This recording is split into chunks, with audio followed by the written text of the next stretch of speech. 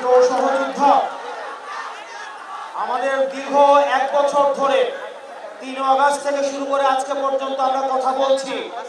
এখন আমাদের কাজ করার সময়। আমাদের আহ্বায়ক এবং সদস্য সচিব তাদের পরবর্তী বক্তব্যে আমাদের প্রয়োজনীয় দিক নির্দেশনা দিবেন। আমরা সে অনুযায়ী পরবর্তী বাংলাদেশ বিনির্মাণ করব।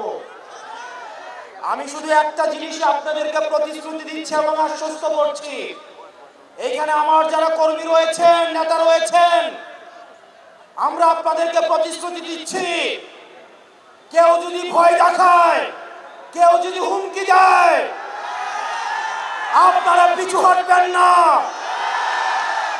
আমরা জানি এলাকায় এলাকায় আপনাদেরকে বাধা দেওয়া হচ্ছে, এনসিপির কর্মীদেরকে বাধা দেওয়া হচ্ছে।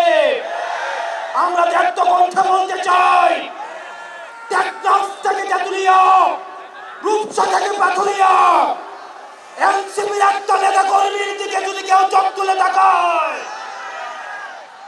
আমরা তাকে রাজনৈতিকভাবে মোকাবেলা করব।